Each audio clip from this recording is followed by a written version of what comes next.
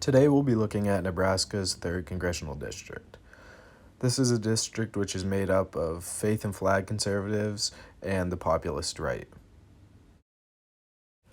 When looking at both the charts on the left and the right, we find that the average age of people who live in District 3 surpasses the average age of people who live in Nebraska at about age 49.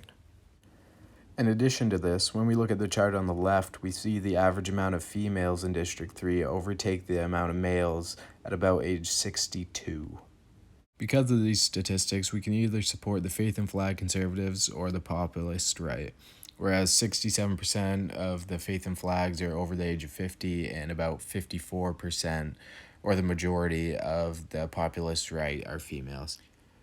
Based on this information alone, you could either support the faith and flags or populist right. Both have very similar opinions. One's the faith and flags a little bit more drastic, very far right leaning. So it's just they kind of bounce back and forth, and you'll see that as a trend throughout this. So when looking at race as a factor, we see that District 3 has an 85% white population with an 11% Hispanic population. Taking a look at chart 2 on the right there, it's about 5% above Nebraska's average for their white population and 1% above Nebraska's average for their Hispanic population.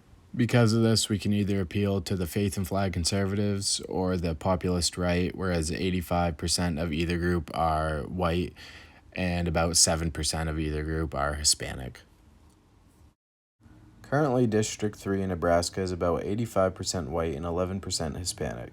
However, we are starting to see an increase in the minority population to about 25% of the total population in District 3. Because of the increase in minorities, there may be a slight increase in pull from opposing parties.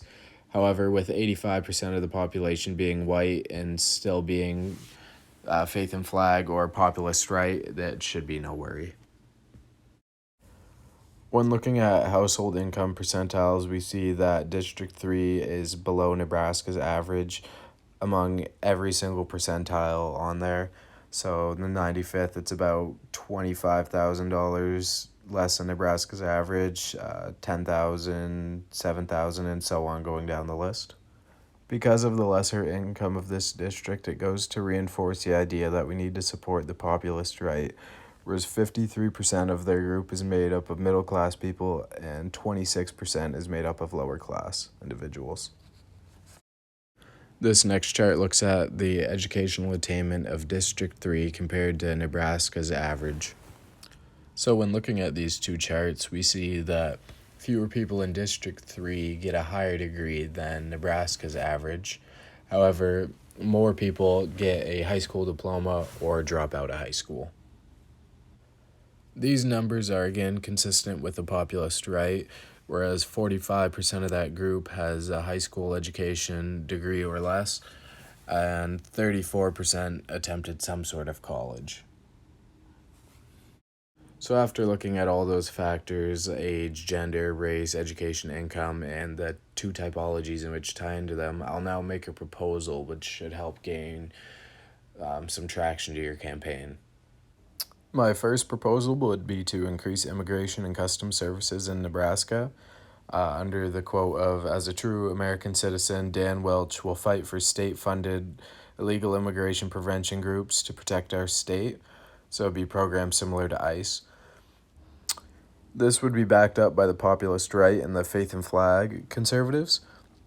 About 78% of them feel as if that individuals who have immigrated to the U.S. illegally make the communities in which they live in worse, so they would be supportive of a proposal such as this one. My next proposal will be to increase taxes for those who make over $400,000 annually, as well as big corporations. This is more tied to the populist right side, where 56% agree with increasing taxes on those who make over $400,000 and on large businesses. My idea for the ad for this one would be having them say Dan Welch plans on increasing taxes on the rich as well as big corporations, and then using the quote, "Bring the power back to the working class." to kind of draw towards the lower income groups and the working class. This next proposal would be about religious freedoms. As a man of the church who believes in freedom of expression, Dan Welch is going to impose a policy in which allows cities and towns to place religious symbols on public property. This would appeal more to the faith and flag conservatives, whereas 77% feel as if cities and towns should be allowed to place religious symbols on public property. So this would be great for getting their support. Following this would be a public school and college reform, where it would go under the quote of Dan Welch plans on promoting reform for public schools and colleges. The current system does not work. 70% of populist right group members say colleges and universities have a negative effect on the way things are going in the country nowadays, and 66% say the same for K through 12 public schools. Because of this proposal would be suggesting to change the curriculum to one as if the style was No Child Left Behind. This next proposal would be to increase small and local business loans and funding. The campaign would go under the pretenses of, as a Nebraska native, Dan Welch wants to limit big business involvement with rural Nebraska and increase funding for small businesses. According to Pew Research, 82% of populist right believe that large corporations are having a negative effect on the way things are going in the country these days. Along with this, they have negative opinions on technology companies, labor unions, the entertainment industry, as well as banks and other financial institutions.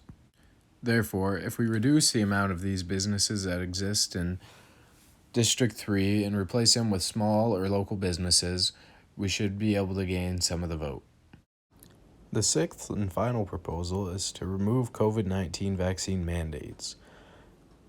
As a man who believes in personal freedoms, Dan Welch is going to do away with COVID vaccine requirements in the state of Nebraska.